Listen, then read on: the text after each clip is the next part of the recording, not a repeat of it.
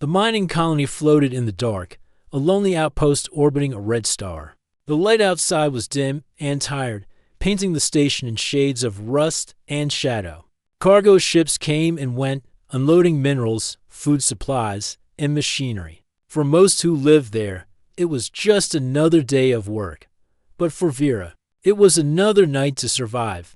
Vera stepped off the old freighter that had given her passage here. She was a traveler without a home, moving from one place to another since her world had been destroyed. She carried nothing but a small bag with tools and a worn piece of cloth she used as a blanket. Her scales, dull green from years of exposure to cold and hunger, caught the faint light of the docking bay.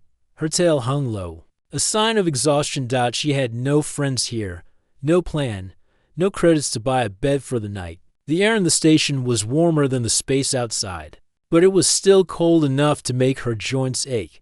She walked through the metal corridors, her claws clicking against the floor, searching for a place where no one would see her. The humans on the station glanced at her but quickly looked away. Most didn't trust strangers, especially aliens they didn't know. Vera finally found a corner in an unused cargo bay. The lights here were dim, and the door was half broken, barely closing. She crouched down against the wall, wrapping her thin cloth around her shoulders. The metal floor was hard, but she had slept in worse places. A faint mist of cold air crept in through a vent above her head, and every breath felt like it might freeze inside her chest. She pulled her knees close and lowered her head, letting her tail curl around her legs. Her stomach growled, but there was no food. Her mind went back to her homeworld, to the warm sands where she had once lived, and the heat of the twin suns that never let the air grow cold. That was years ago. Since then, she had been drifting between ports, finding shelter wherever she could, trusting no one had kept her alive. She had heard too many stories of what happened to those who accepted kindness too easily. Her eyes grew heavy, but every time she began to drift off, a sound in the corridor would make her tense. Footsteps, voices, the hiss of an opening door. She would stay still, holding her breath until the noise passed. Then, late into the night cycle, someone entered the bay. The steps were steady, heavier than hers, and there was a faint clink of tools. Vera opened her eyes and saw a human man in work clothes, carrying a small case of equipment. His hair was messy, and there was a smudge of grease on his cheek. He stopped when he saw her. "You're not supposed to be here," he said, his voice calm but curious. Vera didn't answer. She pulled the cloth tight around her and turned her face away. The man looked at her for a moment, then set down his case. "I'm not here to throw you out," he said. "Just checking the heating lines." He walked to the wall and began working, his tools clicking softly. Vera stayed silent, watching him carefully. Humans were unpredictable. They could be kind one moment and dangerous the next. She didn't know which type this man was after a while. He finished with the wall panel and turned back to her. "You look cold," he said. He reached into his case and pulled out a folded thermal blanket. It was clean and thick, much warmer than the thin cloth. She clutched. Vera's eyes narrowed. "Why?" she asked. Her voice was low, her words careful. The man shrugged. "Because you're cold." "That's reason enough." He stepped closer, but not too close, and placed the blanket on the floor a few feet from her. "You don't have to take it, but it's yours if you want it." Without another word, he picked up his case and walked out, leaving her alone again. For a long time, Vera didn't move. She stared at the blanket, suspicious. Was this a trick? Did it have some hidden purpose? But the cold in the room was sinking into her bones, making her muscles ache. Her hands trembled as she reached forward, slowly pulling the blanket toward herself. It was warm the moment she wrapped it around her shoulders. The thick material trapped her body heat, and for the first time in many nights, she felt something close to comfort. She lay down on the hard floor, but it didn't seem as bad now. Her eyes closed almost on their own as she drifted into sleep. She thought about the human. He hadn't asked her name, hadn't demanded anything in return. That was strange. People always wanted something. She told herself it was nothing, just a lucky moment. Tomorrow, she would move on. She couldn't Stay here.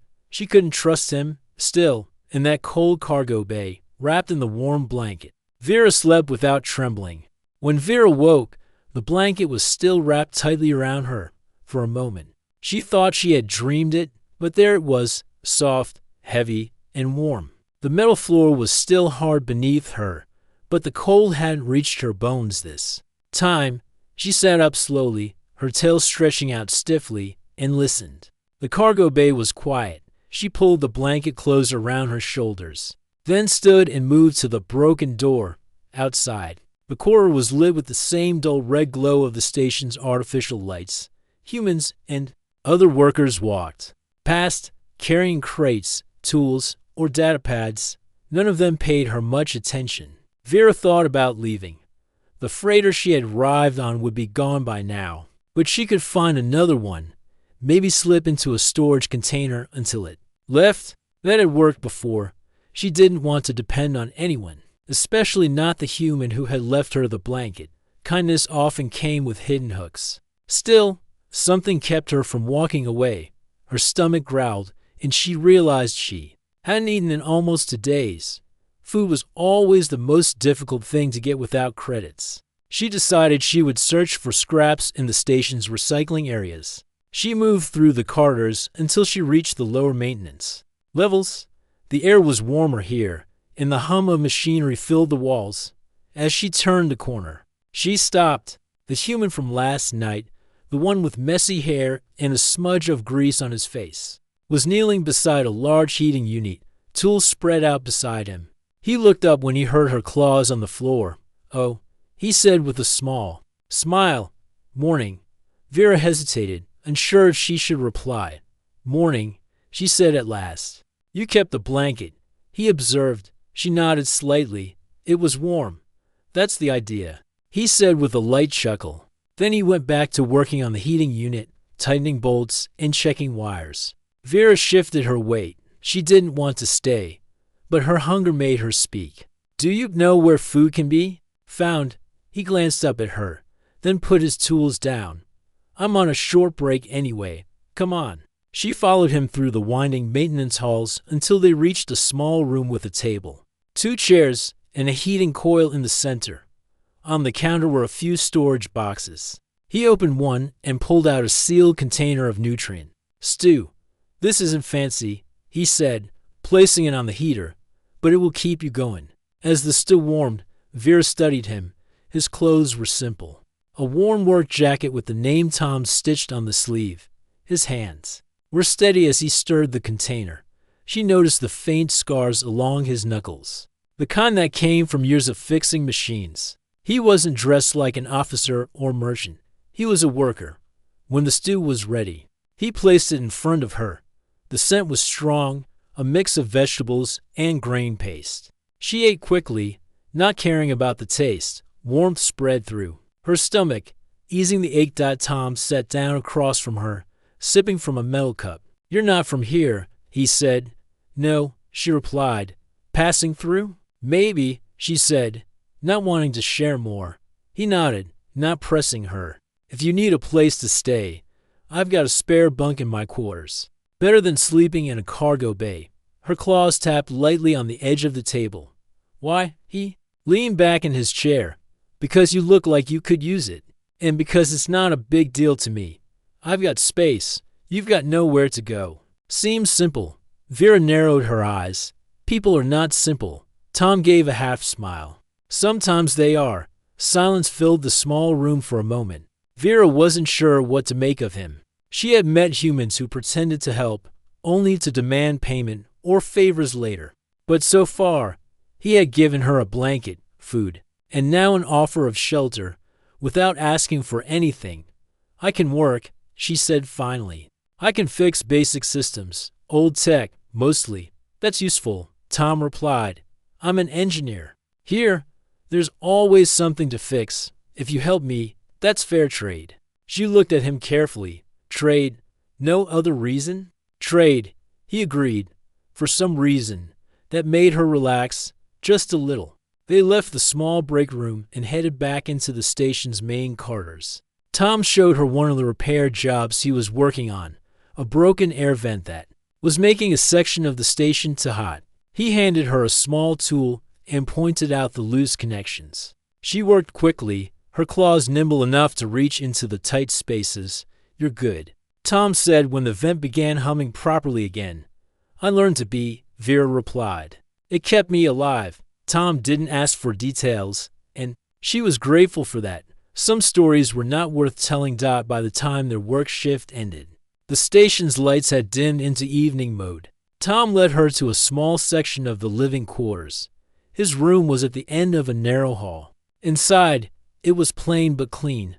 A small table, a bunk bed against one wall, and a heater in the corner. A second, empty bunk was neatly made. "This one's yours if you want it," Tom said. "No rent. Just help me with repairs when you can." Vera stepped closer to the bed. It wasn't much, a thin mattress, a blanket, and a pillow, but compared to the cargo bay's hard floor, it looked like a place from another life. She reached out, touching the fabric. It was warm from the heater's steady hum. "You can stay tonight and decide in the morning," Tom added. "No pressure." Vera glanced at him, searching for any sign of trickery, but his face was calm. His posture relaxed. She nodded. "I will stay. Tonight." "Good," he said with a smile. "I'll grab an extra blanket for you." As Tom left the room, Vera sat on the edge of the bunk for the first time in years. She didn't feel the urge to keep her bag clutched to her chest. Maybe, just for tonight, she could rest without fear. Morning came slowly in the station. The lights brightened in a soft glow to mimic sunrise, though the real star outside the windows was a dim red. Vera opened her eyes and, for a moment, forgot where she was. The blanket was wrapped around her. The bunk was still warm. The quiet hum of the heater filled the room. It felt strange. For so many cycles, she had woken on cold floors or in crowded cargo holds. Here, the air was steady and warm. She sat up, her claws resting on the mattress. She could still smell the faint scent of machine oil from Tom's jacket, which had been hanging nearby. Tom was already up. She could hear the sound of metal clinking in the small kitchen area of the quarters. When she stepped out, he was standing by a small counter, heating water in a metal pot. "Morning," he said, without looking surprised to see her. "Morning," she replied, her voice still low from sleep. He poured the hot water into 2 cups and dropped in small packets that released a light, earthy scent. "It's not much," he said, handing her a cup, "but it's warm." Vera held the cup carefully. The steam rose against her face, carrying a smell she didn't recognize. She took a small sip. It was bitter, but the warmth spread down her throat. "Today," Tom said, "I've got a few repair jobs. You want to help?" She tilted her head. "If I help, I stay." He nodded. "That's the deal." It was simple. Simple was good. She finished the drink and set the cup down. "I will help." The first job was in the lower maintenance decks. The air there was heavy with the scent of fuel and hot metal. A section of the water recycling system had broken, leaving some of the crew without clean water. Tom handed her a small scanner. "Check for leaks in the lower pipes. Be careful. The edges are sharp." She crouched down, running the scanner along the metal tubing. Her hands were steady, her eyes sharp. She found the problem quickly. "Here," she said, tapping the spot. "Crack in the line. It will spread." Tom knelt beside her, shining a light. "Good eyes." He pulled out a repair kit and passed her the sealing paste. She applied it in a clean, even line, her claws moving with precision. "You've done this before," Tom said. "Old stations," she replied. "I fixed what I needed to survive." He didn't ask for more details, and she didn't offer any.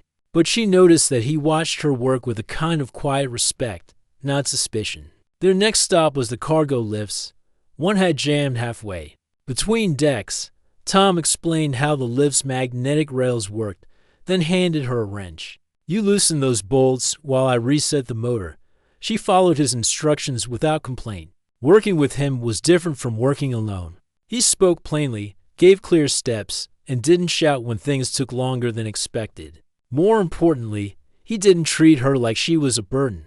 When the lift began to hum again and slowly moved into place, She felt a small spark of pride. She hadn't expected that feeling from fixing someone else's machines. You learn fast, Tom said as they packed up their tools.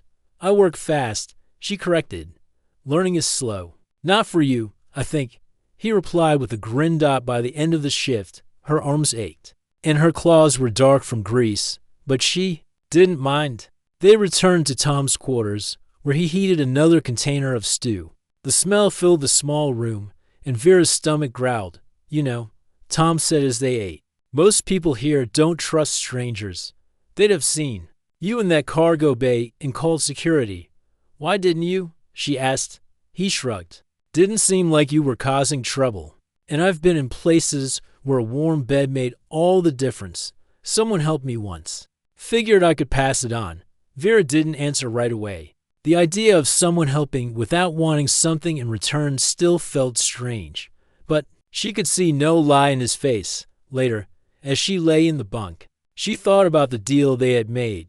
She would work, and he would give her a place to sleep. It was fair. Yet, there was something more in the way he spoke, something she couldn't name.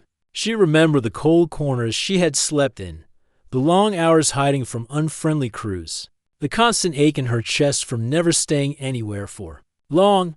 This place was not her home, and Tom was not her friend, not yet.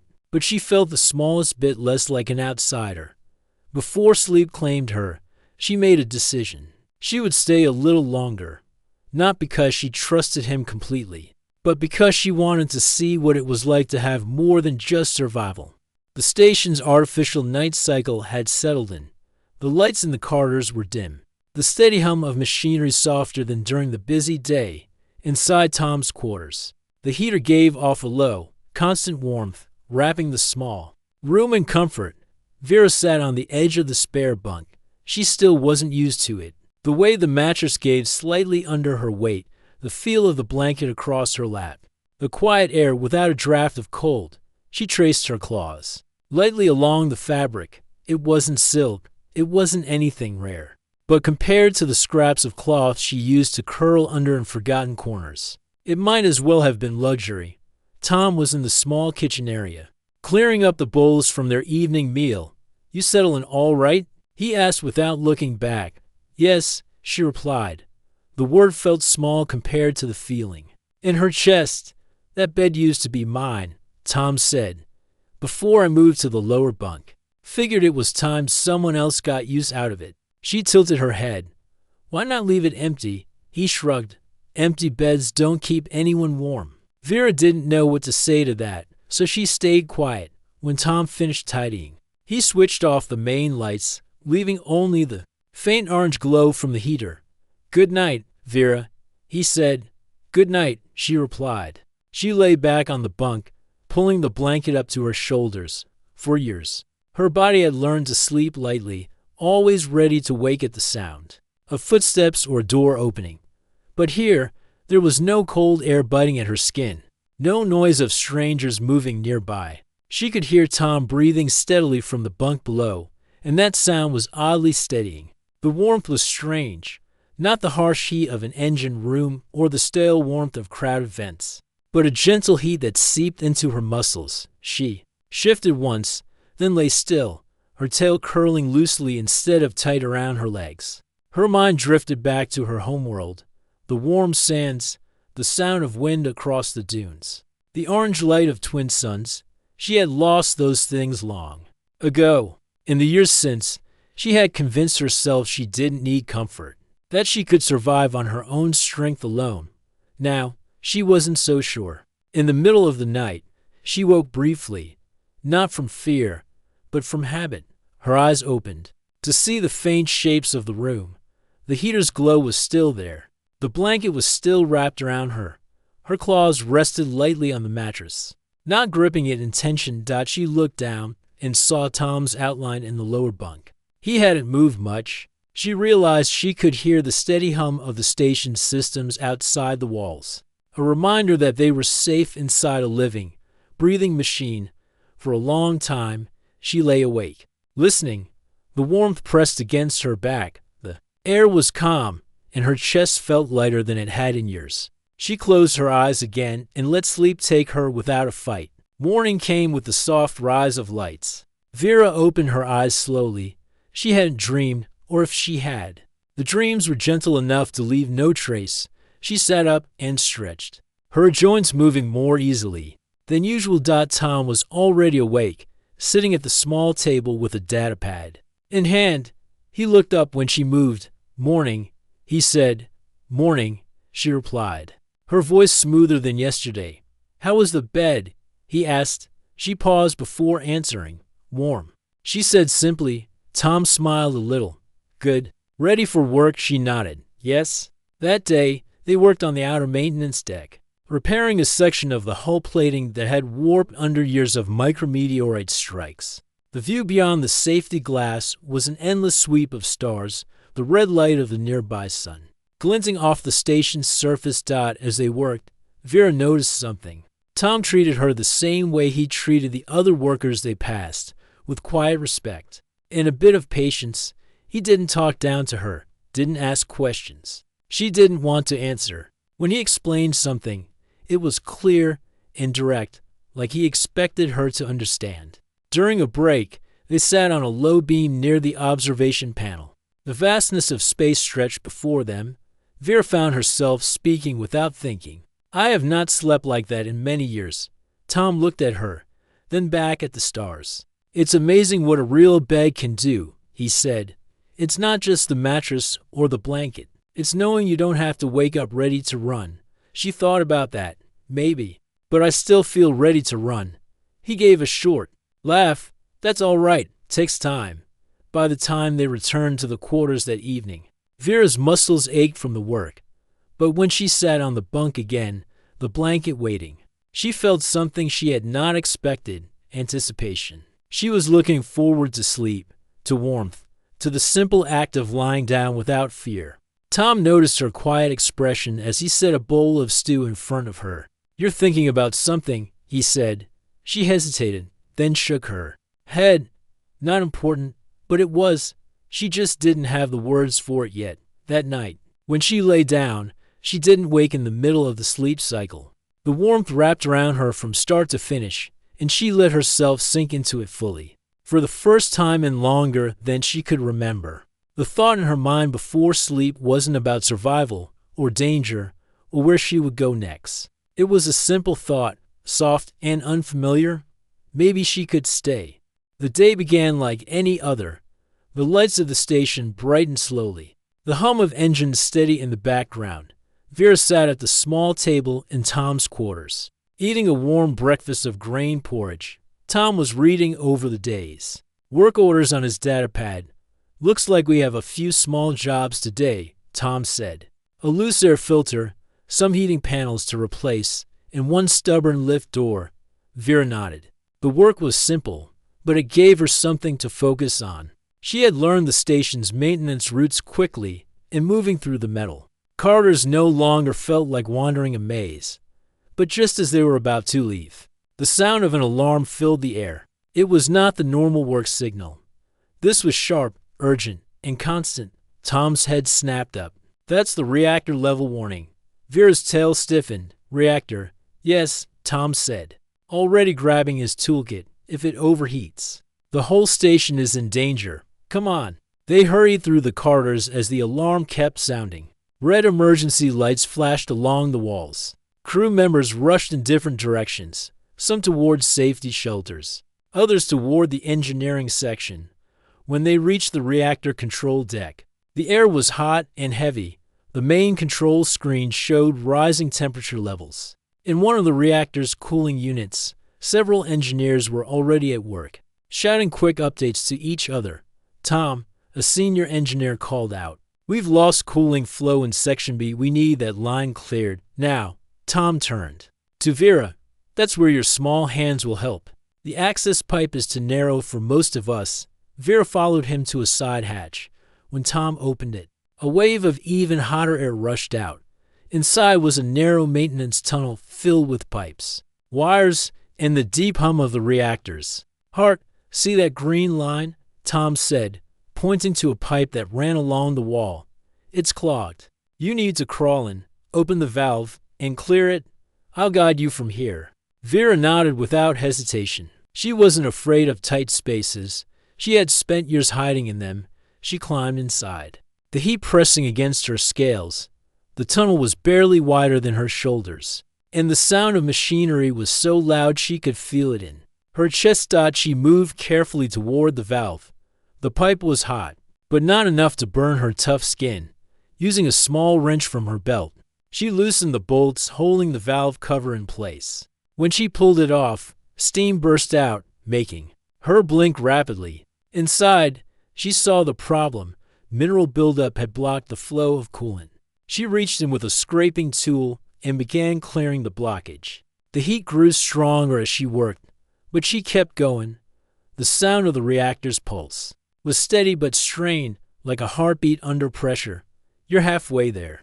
Tom's voice came through the small comm on her collar. Keep going. You're doing great. She scraped away the last of the blockage, then closed the valve again. Clear, she said into the comm. Almost instantly, the sound in the tunnel shifted. The hum of the reactor deepened, more stable. Now, when she crawled back out, the engineers at the main controls were already confirming the drop in temperature.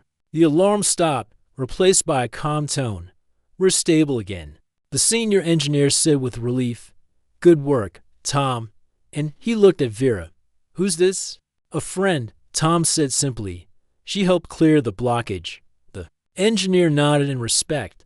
Then you just saved us a lot of trouble. Maybe even the whole station. Vera said nothing, but inside, something stirred. It wasn't just survival anymore. She had done something that mattered, something that kept others safe. Back in Tom's quarters later, she sat on the bunk, drinking a cup of water. The air felt cooler now that the crisis had passed. You were fast in there, Tom said, sitting across from her. Most people would have hesitated.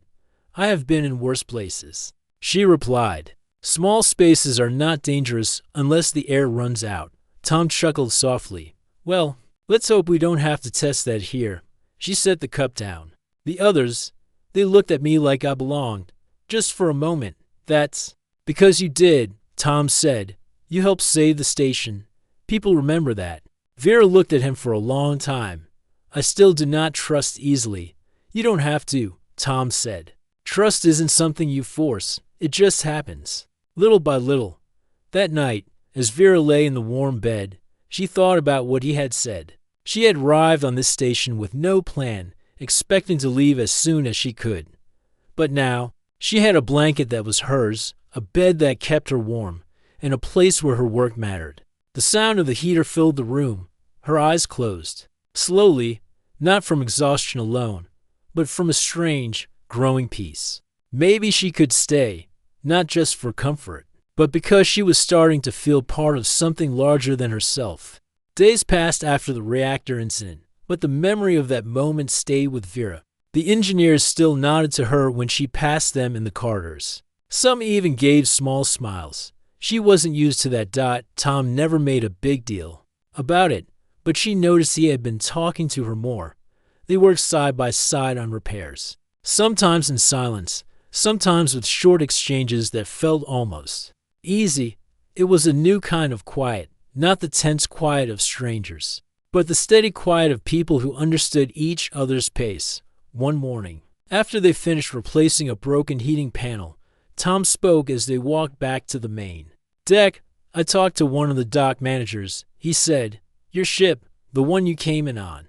The captain says they're ready to leave in 2 days, if you want to go with them. This is your chance. Vera kept her eyes forward. I didn't come here to stay. I know, Tom said. Just letting you know your way out is here. That night, she lay in her bunk, staring at the ceiling. 2 days. She had lived her life moving from one station to another, never staying longer than she had to. Leaving was the pattern she understood. It kept her safe. It meant no one could betray her. But she thought about the cold cargo bay where she had first arrived. She thought about the blanket Tom had left for her without asking anything in return. She thought about the bed beneath her now, the work she had done with him. The day they saved the station. Her claws tapped lightly against the blanket. If she left, The bed would be empty again. If she stayed, she would have to risk something she had avoided for years. Belonging. The next day was busy. The station had a supply shipment arriving, and Tom needed help inspecting the docking clamps. Vera followed him through the maintenance walkways above the docking bays. Below, cargo crews were unloading crates while small drones zipped between ships and storage areas.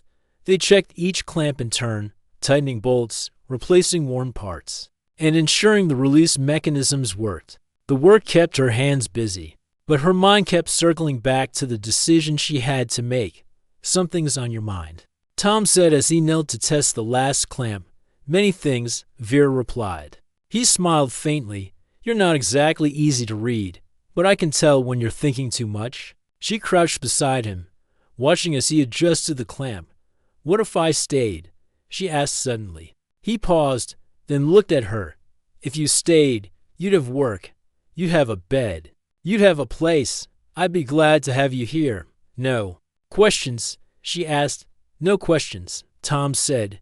You don't owe me stories. Just honesty about what you want. That night, she didn't sleep right away. The heater's hum was steady, the blanket warm, but her thoughts were restless. She thought about the desert winds of her homeworld. She thought about the long, cold corridors of stations where no one spoke her name. She thought about Tom's quiet trust.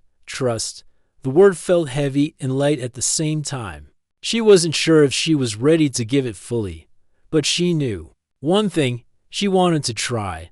The next morning, she went to the docking bay. The freighter that had brought her here was loading its last cargo. The captain stood by the boarding ramp, checking his manifest. You coming? He asked when he saw her. Vera looked at the ship, at its warm metal hull and the cold emptiness. Beyond its doors, it was the same kind of life she had always known. She could step back into it and disappear again. No, she said simply. Not this time. The captain shrugged. Suit yourself. He turned and walked inside. Moments later, the ship's engines rumbled, and it began to pull away from the station. Vera watched it go until it was just a shadow against the stars. Then she turned and walked back toward the living quarters. Tom was repairing a small heater when she entered their quarters. He glanced up. You didn't go. No, she said. I will stay. For now. He nodded, as if he had expected that answer all along. All right, then welcome to the team, officially. Vera sat on the bunk and looked around the small room. It wasn't much. Plain walls, a table, a heater, two beds. But for the first time in many years, it felt like hers to dot as she ran her claws lightly along the blanket. She felt something steady settle inside her. She didn't know how long she would stay or what the future held, but she knew this. She had made the choice herself, and for the first time, the choice wasn't about running away. It was about staying. The station had a new rhythm for Vera now. She no longer moved like a guest who might leave any moment. She woke with the first lights of the day, checked the maintenance schedules, and worked alongside Tom without the need for many words. The hum of the heaters, the soft vibration of engines through the floor, and the faint chatter of crew members all began to feel like a song she knew. Some crew members still gave her curious glances, but others greeted her with a nod or a small wave. She was no longer invisible here.